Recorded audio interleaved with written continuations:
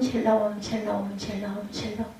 하나님 사랑합니다. 여러분 주 안에서 사랑합니다. 우리 히브리서 7장 18, 19절 말씀이죠. 전 옛 계명이 연약하며 무익함으로 패하고 율법 아무것도 온전치 못할지라 이에 더 좋은 소망이 생기니 그것으로 우리가 하나님께 가까이 가느니라.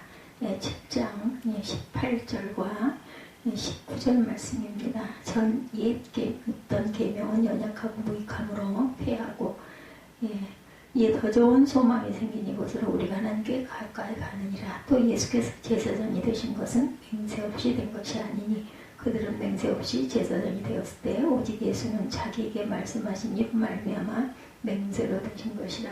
주께서 맹세하시고 뉘우치지 아니하시리니 내가 영원히 제사장이라 하셨도다. 영원한 제사장이 되셔서 이 땅에 오셔서 몸짓고 피 흘리고 우리에게 영생의 생명을 주시고자 십자가에 못 박혀 돌아가신 그 뜻을 귀하게 깊이 기리는 사순절을 저희가 가고 있습니다. 옛 계명이 연약하고 무익해서 패했고 영원한 제사장이 오신 거죠. 연하고 약함입니다. 연약은 아무 이런 것이 없다, 이익이 없다라는 거죠. 무익하다. 전 옛 계명 모세 율법 구약이 연약하고 무익함으로 패하고 율법은 아무것도 온전치 못할지라 이에 더 좋은 소망 예수님의 말씀과 복음과 새 언약 우리에게 영생을 주시는 하나님의 귀한 생명을 주셨습니다. 이것이 우리가 하나님께 가까이 간다는 것. 전 옛 계명 모세의 율법이 연약하고 무익함으로 패한다고 하였지만 성경을 전체적으로는 예수께서 율법을 패하려 온 것이 아니라 오히려 뭐라고요? 완전케 하려 오셨다라고 말씀하시죠. 믿음으로 말미암아 율법을 폐하느뇨 그럴 수 없느니라. 도리어 율법을 굳게 세우느니라. 로마서 3장 31절에 말씀합니다. 율법을 완전케 하시려고 굳게 세우신 예수님의 뜻을 우리가 받들어야 할 줄로 믿습니다. 이번에 전 옛 계명 모세의 그 율법 구약이 연약하고 무익하다고 하신 말씀을 우리가 함께 나눠봅니다. 히브리서 8장 7절에 저 첫 언약이 무음하였더라면 둘째 것을 요구할 일이 없었으려니와 저희를 허물하여 일렀을 때 주께서 가라사대 볼지어다 날이 이르리니 내가 이스라엘 집과 유다 집으로 새 언약을 세우리라. 히브리서 8장 7절 8절에 말씀합니다. 무음이라는 건 흠이 없다죠. 요구는 강력히 청하여 구한다. 첫 언약 모세 율법이 무흠 아무런 흠이 없었다면 둘째 것 예수님의 말씀과 새 언약을 요구할 필요가 없었다. 첫 언약 흠이 있으므로 이스라엘 집과 유다 집으로 새 언약을 세우리라고 말씀하신 것이다. 히브리서 10장 9절에 그 후에 말씀하시기를 보시옵소서 내가 하나님의 뜻을 행하려 왔나이다 하셨으니 그 첫 것을 폐하시면 둘째 것을 세우려 하십니다. 세우다 명령, 규칙, 위험 등이 잘 지켜지게 하다. 그 첫 것 모세의 그 율법 구약을 폐하시면 둘째 것 예수님의 말씀 복음 신약 새 언약을 세우려 하십니다. 그러므로 신약시대의 기독교인들은 예수님께서 세우신 새 언약 예수님의 말씀을 잘 지키려고 노력해야 할 것이다. 이상의 말씀으로 첫 언약 모세의 율법은 연약하고 무익하고 흠이 있으므로 예수님이 이 세상에 오셔서 폐하시고 완전하게 하시고 이에 더 좋은 소망 예수님의 말씀 새 언약으로 장성한 신앙을 하여서 신약시대의 기독교인들이 하나님께 가까이 가도록 그렇게 하셨죠. 히브리서 오늘 본문 11절에 레위계통의 제사 직분으로 말미암아 온전함을 얻을 수 있었으면 어찌하여 아론의 반차를 쫓지 않고 멜기세덱의 반차를 쫓는 별다른 그 한 제사장을 세울 필요가 있느냐. 제사 직분이 번역한즉 율법도 반드시 번역하리니 이렇게 말씀합니다. 12, 3절 다시 봅니다. 제사 직분이 바꾸어졌은즉 율법도 반드시 바꾸어지리니 이것은 한 사람도 제단 일을 받들지 않는 다른 지파에 속한 자를 가르쳐 말한 것이라.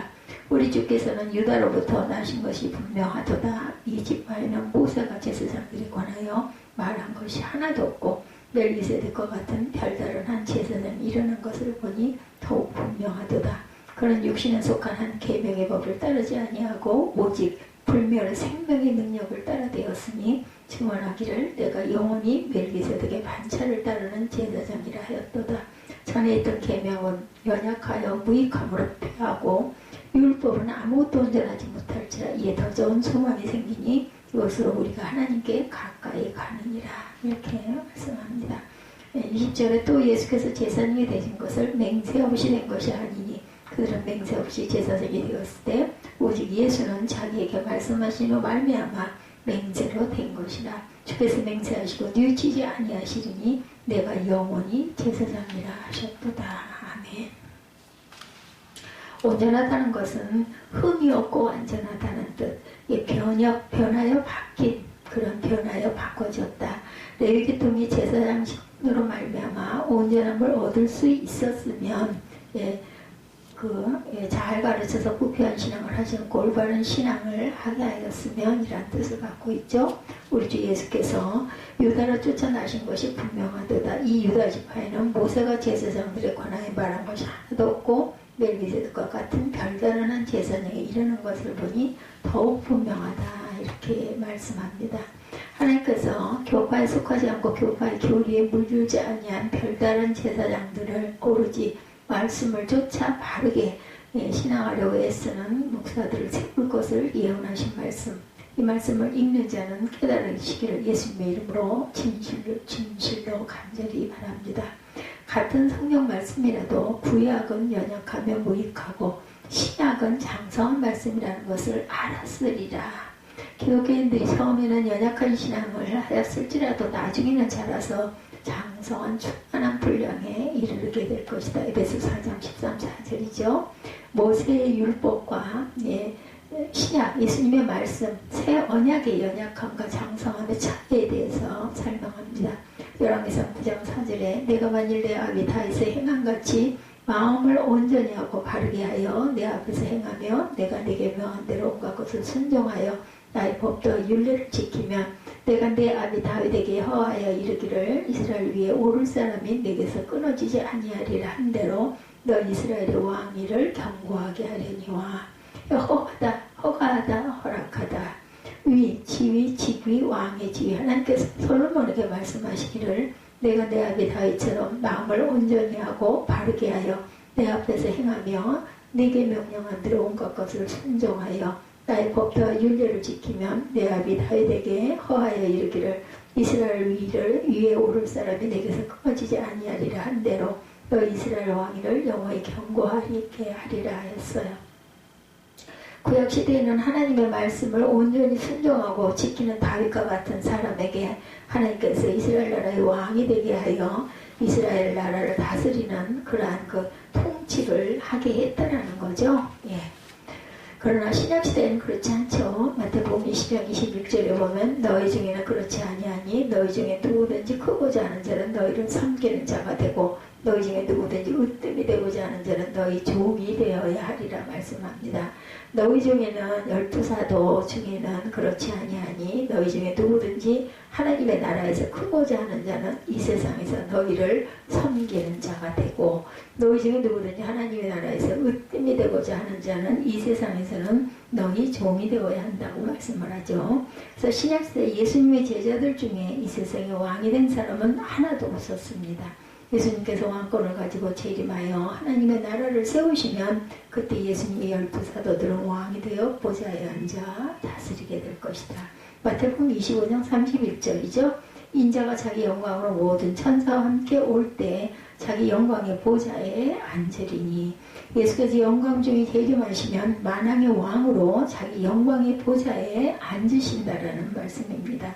마태복음 19장 28절에 예수께서 가라사대 내가 진실로 너에게 이르노니 세상에 새롭게 되어 인자가 자기 영광의 보좌에 앉을 때 나를 쫓는 너희도 12보좌에 앉아 이스라엘 12지파를 심판하리라. 누가복음 22장 28고 30절에 보면 너희는 나의 모든 시험 중에 항상 나와 함께한 자들인즉 내 아버지께서 나라를 내게 맡기신 것 같이 나도 너희에게 맡겨 너희로 내 나라에 있어 내 상에서 먹고 마시며 또는 보좌에 앉아 이스라엘 12지파를 다스리게 하려 하노라. 예수께서 재림하시고 세상이 새롭게 되어 인자가 자기 영광의 보좌에 앉을 때 나를 쫓는 너희도 백보자 심판 때 예수님 아래 있는 12보좌에 앉아 이스라엘 12지파를 심판하고 하나님의 나라에서는 다스리게 하려 하노라 라고 말합니다. 세상의 말씀으로 구약시대에는 이스라엘 나라가 하나님의 나라고 하나님의 말씀에 순종하고 계명을 지키는 다윗과 같은 사람에게 복을 주어서 이스라엘 나라에서 왕이 되게 하였지만 신약시대 예수님의 제자들은 이 세상에서는 예수님과 복음을 위하여 핍박과 고난을 받아야 하며 만왕의 왕이신 예수께서 왕권을 가지고 재림하여 다스리는 하나님의 나라에서 왕이 되어 보좌에 앉아서 다스리게 된다라는 것이죠. 신명기 28장 13절에 여호와께서 너로 머리가 되고 꼬리가 되지 않게 하시며 위에만 있고 아래에 있지 않게 하리니 오직 너는 내가 오늘날 내게 명하는 내 하나님 야훼의 명령을 듣고 지켜 행하며 내가 오늘날 너에게 명하는 그 말씀을 떠나 좌로나 우로나 치우치지 아니하고 다른 신을 따라 섬기지 아니하면 이와 같으니라. 신약시대인 지금도 모세의 율법의 말씀을 주장하며 예수 믿는 사람들은 이 세상에서 머리가 되고 꼬리가 되지 않아야 하고 위에만 있고 아래에 있으면 안 된다고 하는 그러한 신약시대의 목사는 연약하고 무익한 목사라는 것. 마태복음 23장 11절부터 보면 너희 중에 큰 자는 너희를 섬기는 자가 되어야 하리라. 누구든지 자기를 높이는 자는 낮아지고 자기를 낮추는 자는 높아지리라. 하나님의 나라에서 큰 자가 되려면 세상에서 너희를 섬기는 자가 되어야 하며 누구든지 이 세상에서 자신을 높이는 자는 천국에서 낮아지고 이 세상에서 자신을 낮추는 자는 천국에서 높아지리라고 신약의 말씀으로 가르치는 그러한 장성한 믿음들이 되어야 할 줄 믿습니다. 구약의 재판을 정죄하라는 것과 신약의 정죄하지 말라는 말씀에 대해서 한번 봅니다. 신명기 25장 1절에 사람과 사람 사이에 시비가 생겨 재판을 청하거든 재판장은 그들을 재판하여 의인은 의롭게 하고 악인은 정죄할 것이며 정죄는 죄가 있는 것으로 규정하는 거죠. 모세의 율법은 사람과 사람 사이에 시비가 생겨서 재판을 청하면 재판장은 그들을 재판하여 의인은 의롭다 하고 악인은 정죄해라. 만약에 구약시대에도 모세의 율법에 의하여 재판하고 정죄하였으니 신약시대인 지금도 재판하고 정죄해도 된다고 주장하는 그러한 주장이 있다면 그분은 신약시대의 목사로서 연약하고 무익한 자라는 것이죠. 누가복음 6장 37절에 비판하지 말라 그리하면 너희가 비판을 받지 아니할 것이요 정죄하지 말라 그리하면 너희가 정죄를 받지 않을 것이요 용서하라 그리하면 너희가 용서를 받을 것이요. 예수께서 제자들에게 남을 비판하지 말고 정죄하지 말고 용서하라고 말씀하셨어요. 그래서 신약시대의 기독교인들은 예수님의 가르침을 따라야 하고 다른 사람을 재판하고 정죄해서는 안 된다라는 것이죠. 신약시대인 약 500년 전에 칼빈은 성경 말씀으로 종교재판을 하여 제네바시의 시민들을 무려 58명이나 죽였고 신약시대의 칼빈은 예수께서 보실 때 연약하고 무익한 사람인 것이죠. 다른 사람을 비판하고 정죄하지 말라고 가르치고 그렇게 행하려고 애쓰는 그러한 그 지도자들이 신약시대는 장성한 자들이라는 것. 이번에 구약과 신약에 있는 또 다른 말씀을 보면 레위기 14장 17절부터 사람을 쳐 죽인 자는 반드시 죽일 것이요 짐승을 쳐 죽인 자는 짐승으로 짐승을 갚을 것이며 사람이 만일 그 이웃을 상하였으면 그 행한 대로 그에게 행할 것이니 파상은 파상으로 눈은 눈으로 이는 이로 갚을지라 남에게 손상을 입힌 대로 그에게 그렇게 할 것이며 짐승을 죽인 자는 그것을 물어줄 것이요 사람을 죽인 자는 죽일지니. 네, 이렇게 말합니다. 파상, 깨어져, 상함, 구약 모세의 율법, 사람에게 당한 만큼 갚아주라. 사람을 죽인 자는 죽이고 짐승을 죽인 자는 짐승으로 갚아주고 이것을 상하게 했으면 상하게 한 만큼 그 사람도 상하게 하고 파상은 파상으로 이는 이로 눈은 눈으로 구약의 이 말씀으로 지금도 그렇게 해도 된다고 가르치는 그러한 지도자들이 없을 것입니다. 목회자들도 없을 것입니다.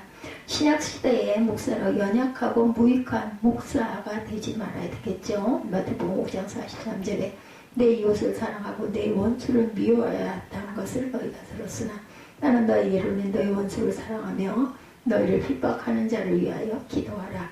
이같이 한즉 하늘에 계신 너희 아버지의 아들이 되리니 이는 하나님이 그 해를 악인과 선인에게 비추게 하시며 비를 의로운 자와 불의한 자에게 내리우심이니라. 아멘. 예수님의 말씀은 너희 원수를 사랑하며 너희를 핍박하는 자를 위하여 기도하라. 이같이 한즉 하늘에 계신 너희 아버지의 아들이 되리니. 예, 기독교인들은 지금 당장 이렇게 하지는 못하더라도 순종하려고 애써야 되고 그렇게 가르치는 그러한 믿음들이 돼야 되죠. 장성한 그러한 지도자들, 그러한 목회자들이 돼야 합니다. 이 세상의 학문도 처음에는 학문의 초보 과정인 초등 학문에서 시작해서 고등 학문, 대학 학문으로 차원이 점점 높아가는 것이 성경도 아브라함 시대의 하나님의 계명은 초등 학문의 차원이고 모세의 율법은 중등 고등 학문의 차원이며 예수님의 말씀, 복음, 신학은 대학 학문의 차원에 해당하는 장성한 말씀이라는 것. 그래서 5장 12절에 때가 오래물어 너희가 마땅히 선생이 될 터인데 너희가 다시 하나님의 말씀의 초보가 무엇인지 누구에게 가르침을 받아야 할 것이니 젖이나 먹고 단단한 식물을 못 먹을 자가 되었도다. 대저 젖을 먹는 자마다 어린아이니 의의 말씀을 경험하지 못한 자요 단단한 식물을 장성한 자일 것이니 너희는 지각을 사용함으로 연단을 받아 선악을 분별하는 자들이다 말씀합니다. 때가 오래므로 오랫동안 믿음 생활을 하지만 너희가 마땅히 선생이 될 터인데 성경을 많이 알아서 다른 사람에게 가르칠 수 있어야 될 터인데 다시 하나님의 말씀의 초보가 무엇인지 어떤 말씀인지 신앙생활을 오랫동안 하였음에도 불구하고 누구에게 하나님의 말씀의 초보에 대하여 다시 가르침을 받아야 할 것이니 성경의 연약한 말씀이나 먹고 단단한 장성한 말씀은 못 먹을 자가 되었다라는 뜻입니다. 젖을 먹는 자마다 어린아이다. 의의 말씀, 예수님의 말씀, 또한 경험, 신앙생활을 통하여 체험하지 못한 자요. 단단한 식물, 장성한 말씀은 장성한 자의 것이니 저희는 지각을 사용함으로 연단을 받아 선악을 분별하는 자다. 이렇게 말씀합니다. 장성한 자는 지각을 사용함으로 성경을 바르게 깨달아 성경을 쫓아 신앙하려고 애를 쓰므로 연단을 받아 선악을 분별하는 성경 말씀으로 옳은가 본 성경 말씀으로 옳지 않은가 가려서 하는 사람이다. 이 말씀에서 선은 성경 말씀으로 옳은 언행을 말하며 악은 성경 말씀으로 옳지 않은 언행을 말하는 것이며 선은 진리고 악은 비진리를 가리키는 거죠. 히브리서 6장 1절에 그러므로 우리가 그리스도의 초월을 버리고 죽은 행실을 회개함과 하나님께 대한 신앙과 세례와 안수와 죽은 자의 부활과 영원한 심판에 관한 교훈에 털을 닥시다 다시 닥지 말고 완전한 대로 나아갈지니라. 그리스도의 도자 옆에 일자가 있는데 난 외주에는 말씀이라고 되어 있습니다. 도는 하나님의 말씀을 말하는 것이죠. 도의 초월을 버리라는 것은 말씀의 초월을 벗어나서 하나님 앞에 온전한 신앙인으로 자라가라.